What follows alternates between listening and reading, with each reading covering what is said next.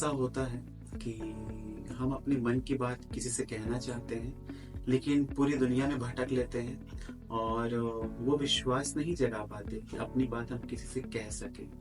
और बहुत प्रयास करते हैं, लेकिन ये मन में कहीं ना कहीं डर होता है कि जिसको हम अपने दिल की बात बताएं वो कहीं हमारा मजाक तो नहीं उड़ाएगा, कहीं उस चीज को हथियार के रूप में हमारे खिलाफ ही तो इस्तेमाल नहीं करेगा। लेकिन ये भी कहना गलत नहीं होगा कि हम सबको आवश्यकता होती है कि अपने मन की बात हम कहीं ना कहीं तो कहें, कि कम से कम हमारा मन हल्का हो। कई बहुत सारी ऐसी बातें होती हैं जो हमें समझ में ही नहीं आता कि हमें किससे शेयर करनी चाहिए। तो लाइफ में कोई एक ऐसा होना चाहिए हर इंसान की लाइफ में जिससे आप अपना समझ के, अपना बन के खुद को बिल्कुल ओपन अप कर सको। लेकिन मुझे पता है कि ये बहुत मुश्किल है और ये नामुमकिन है, क्योंकि जो ये समय चल रहा है वो बहुत कठिन समय है। बिल्कुल विश्वास का समय बचा ही नहीं, किसी पे विश्वास करना बिल्कुल कठिन हो चुका है। कठिन बोलूं मैं तो मतलब वो नामुमकिन है।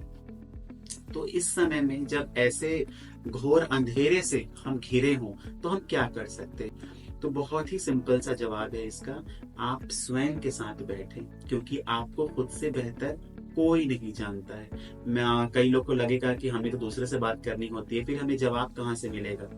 हम जब कुछ बोल रहे हैं तो सोचते हैं ना कि आगे वाला वार्तालाप क्या होता है, दोनों तरफ से होता है। तो बिल्कुल अगर आप इस चीज पे जीत हासिल कर लेंगे, अगर आप अपनी बात स्वयं से करें, तो आप अपने आप से जवाब भी पा सकते हैं। क्योंकि उसके लिए आपको फिर अवलोकन करना आना चाहिए, चिंतन करना आना चाहिए, और आपको समझ में आना चाहिए कि आखिर आप बात क्या कर रहे हैं, आपको जवाब क्या देना चाहिए। वहां जो जवाब देगा वो आप नहीं रहेंगे, वहां जो जवाब देगा वो आप नहीं रहेंगे, वो आपके अंदर का वो तत्व रहेगा, वो इंसान रहेगा जो दोनों को जानता है, आपकी अच्छाई को भी जानता है, आपकी बुराई को भी जानता है, आपकी ताकत को भी जानता है, आपकी कमजोरी को भी जानता है। तो वो बायस नहीं रहेगा, वो समझिए आपके अंदर एक दूसरा इंसान है, वो आपको जवाब देगा। उसके लिए आपको ईमानदार होना पड़ेगा, क्योंकि फिर तो आप अपने मन का ही अच्छा अच्छा जवाब लेंगे। तो बेटर होगा कि उसको ईमानदारी से काम करने दें, और जब आप उससे बात करें जो आपके अंदर एक इंसान है,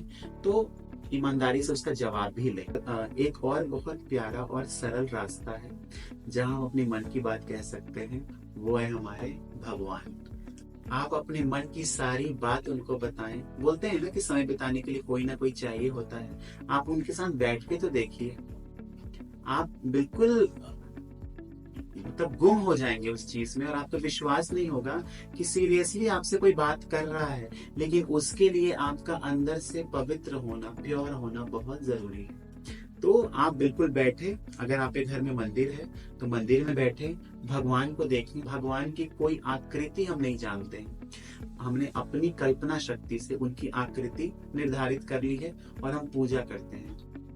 लेकिन अगर मैं आपको बोलूं कि मैं जब आंख बंद करता हूं तो मुझे सारे भगवान के दर्शन होते हैं, तो आपको लगेगा ये मजाक है, मैं बस बड़ी बड़ी बातें कर रहा हूँ। बट मुझे पता है, क्योंकि मैं खुद को जानता हूँ।